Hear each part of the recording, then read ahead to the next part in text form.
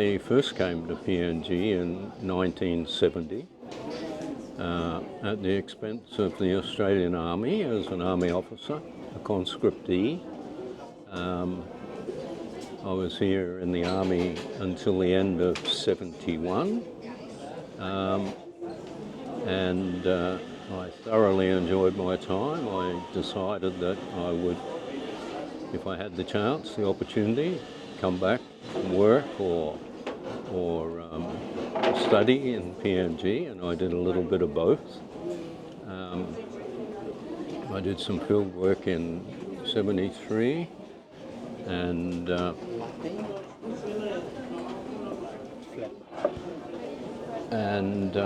then in 74 I joined the education department as a teacher and was posted to Goroka Demonstration High School. From there in 76 I moved to Aiyura as one of the pioneering teachers opening that school up. I should point out that I was a teacher before I was conscripted into the Army. After 2 years at Aiyura, 76, 77, once again, a wonderful time there, wonderful students, wonderful place. Then I moved to Port Moresby, back to Port Moresby, and joined with some colleagues in pursuing the idea of developing Loloata Island into a dive resort, basically. And that's where I remained for very many years. This was a long-term venture, as a lot of things are in PNG. And so I remained there from end of 1977 through to 2016 when we sold the company to NASFund. The developing the resort, well, that was a bit of a first for PNG. There weren't any island resorts at that point in time. It was not the easiest thing to do. The island itself lacked a lot of resources, no water for a start, not connected to any power supplies, so we had to develop all of those ourselves.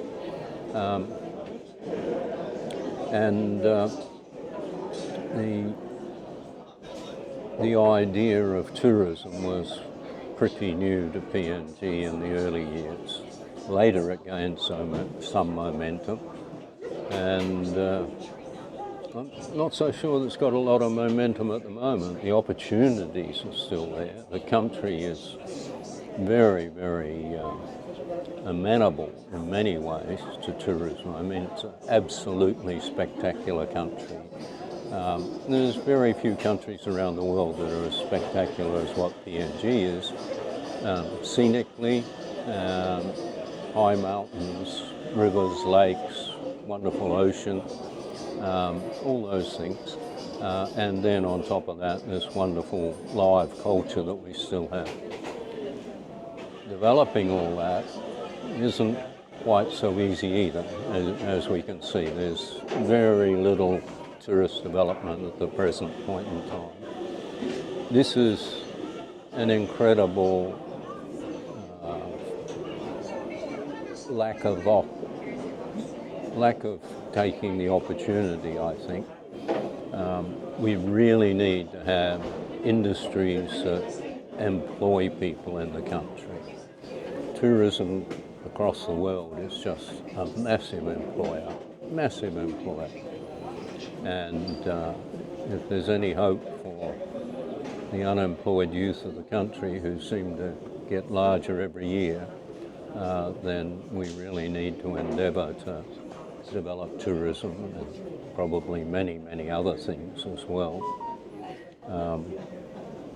I had the opportunity to go to Vietnam earlier this year, and I couldn't help making comparisons there because it's a small country. It's got a GDP per capita are much the same as what PNG has. You don't see any people without jobs. Everyone is incredibly industrious. They have manufacturing industry that outshines many other Southeast Asian countries. They have a tourist industry that brings almost 12 million people a year into the country, and they don't have anything like the scenic resources or the culture that PNG's got. It's a real pity that we can't get something like that off the ground. Of course, there's all sorts of hang-ups about it. We have a serious law and order situation that doesn't augur well for tourism. That's something that you have to fight like hell to overcome. And for an investor, it's a huge cost. I think I can safely say that for most of the time that we operated, 20% of our staff were engaged in security type roles. That's a dreadful situation to have, a fifth of your staff just for your own protection sort of thing. Other issues, other prospects for PNG? Well, PNG's got just about everything you could ever want. We just lack the ability to get most of it working the way it should be working. I'd have to say that at the end of 50 odd years that I've been here, I think a lot of people's hopes and aspirations for the country haven't been realised in the way they thought they would. And the only people that can change that are the people of Papua New Guinea themselves. Somewhere, people have got to pull things into line, encourage the right sorts of attitudes, the right sorts of behaviours. When the people want it, there will be change and things will come together. The sooner that happens, the better off everyone's going to be.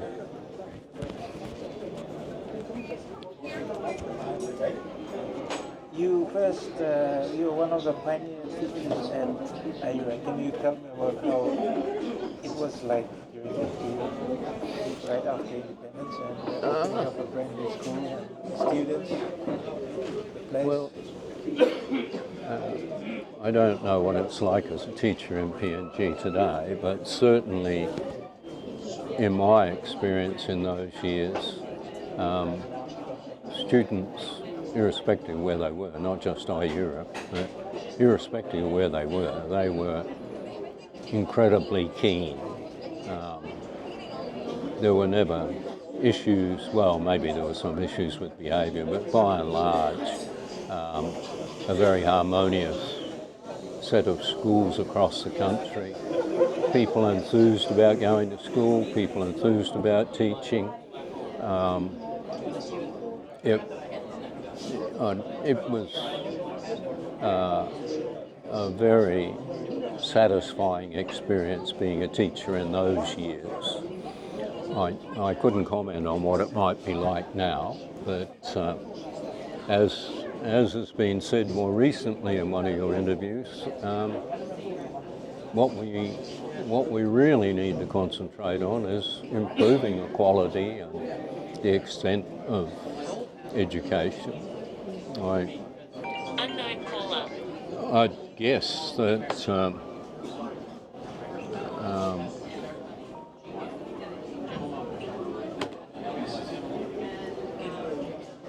You're talking about education, improving education. Yeah. I'd guess that the school system doesn't even keep up with the population growth rate at the present point in time. And then, it amazes me just how dedicated a lot of these teachers are. I've seen them even in recent times when I travel around and go bush and trek and stuff like that, you've got dedicated people way out in the sticks who are still going to work, still doing their job well, still helping kids come through, and quite often the administrative system's not there to support them. They go without salaries, they go without attention, no one comes and sees them for months on end or years on end. That kind of support needs to happen. And, you know, they're valuable people. They need to be well rewarded, not given a pittance for going out in the bush or going into the city to teach, for that matter. It's a vital and essential part of the whole development process, just like having a good health department is. And we don't have that at the present point in time either. That needs a lot of attention. Hopefully there'll be some improvements. You are one of the pioneers of the dive industry in Papua New Guinea. Can you tell us a bit about the dive industry in Papua New Guinea? Well, yeah, the dive industry was a flourishing industry in PNG 15 to 20 years ago, or 10 to 15 years ago. We had a lot of operators, a lot of enthusiasm for the industry. Once again, you had marvellous reefs, marvellous opportunities for people to see something different. We attracted people from all around the world. We've still got some excellent operators in the country, there's no doubt about that, but they're quite few now, down to a handful, less than a handful. I think that reflects a little bit where the country's been going. It reflects, I think, some lack of encouragement or lack of appreciation of small investors in the country and making the rules for them amenable. If I was in the same position as I was when we decided to start Loloata, now I'd be very hesitant to be an investor. The hurdles are just so great.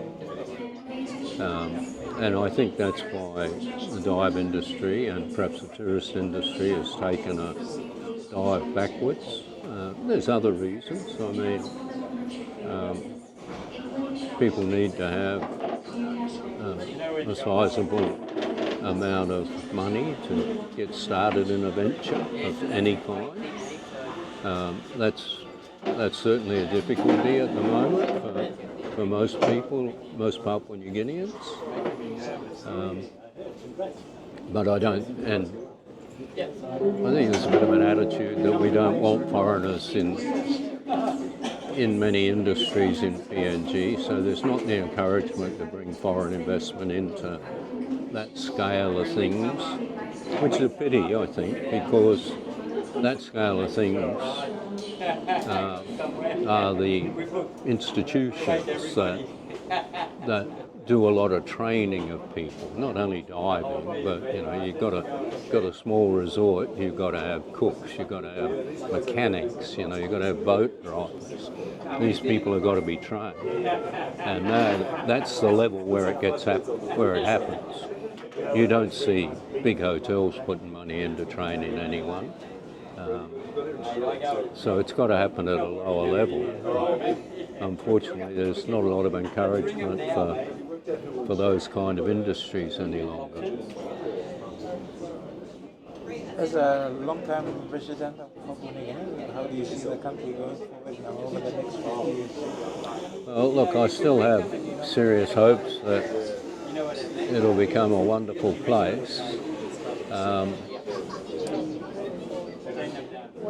But I'd have to say that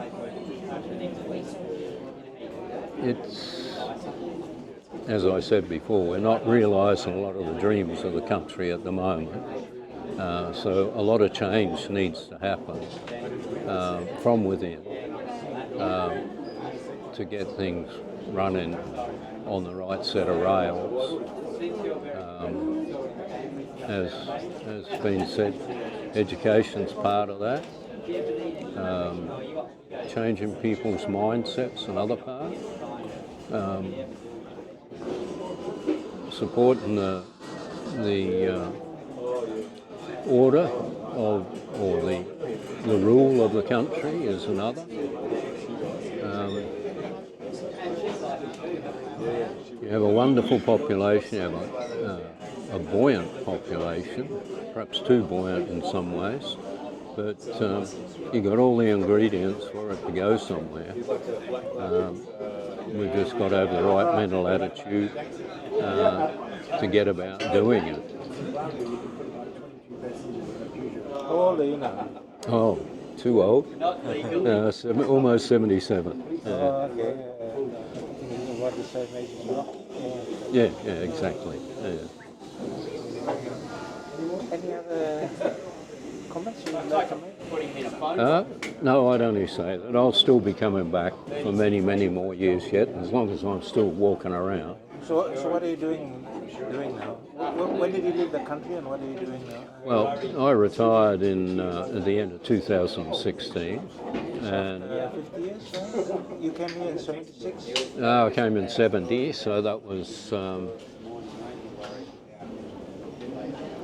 2016, 16 and 30, 46 years, yeah.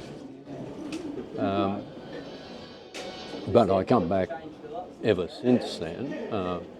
When I retired, my wife was still working and wanted to finish off a major project that she was involved in. It was supposed to complete in 18 months, but as those sorts of things happen, that finally got completed last year. So it took about 6 years longer than it was supposed to.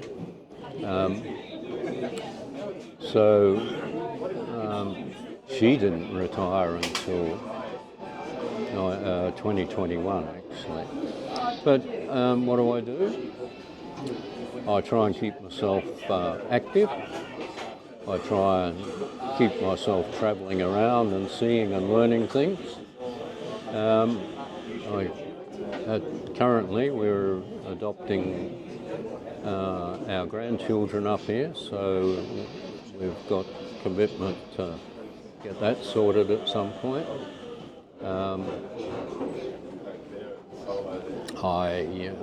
We have our own family, and partly in Australia. One of them up here, 3 of them in Australia. So we spend time with them. Some of them in Brisbane, some of them in Cairns, and one of them up here. So. Just one last thing. Can you just tell us a bit about the growth of Loloata Island? The what? Loloata Island. Can you just tell us a bit more about that, on top of what you've already said? About the island itself? Yeah, and how you developed the resort? Very slowly. It's hard to do things in a hurry in places like PNG. So it was very gradual. We had to guard ourselves against going over the top and spending or borrowing money to spend too much that we could never get it back. The exigencies of the tourist industry in those days were difficult. We almost got wiped out. We were going quite well for the first 3 or 4 years, and the business was pretty much based on the expatriate population in Port Moresby. There were a huge number of Australian public servants who liked to get out of town and spend their money, and they had plenty of it. But then, suddenly, they were given 3 months notice and they all left. So that meant a total change of our business plan. That almost put us under. And then, of course, there are other issues as the years went on that made things difficult. Eventually, we overcame most of those, and I think we had a fairly exemplary business when for the last 10 years of our operation. We had well-trained staff that had all come in as very junior people. We had highly qualified dive staff, some of whom we got trained overseas. We had mechanics, fully trained mechanics that we managed to train ourselves in PNG by having qualified people to teach them. We had qualified chefs. We had, among all other things, we had absolutely enthusiastic staff. They were very happy to work in the environment they were in. They were well looked after. And they did an absolutely excellent job. So what do you like about, one last question, what do you like about Papua New Guinea? I've always liked how, probably how wild the countryside is. I'm not saying the people are wild, but the countryside's very wild and scenic.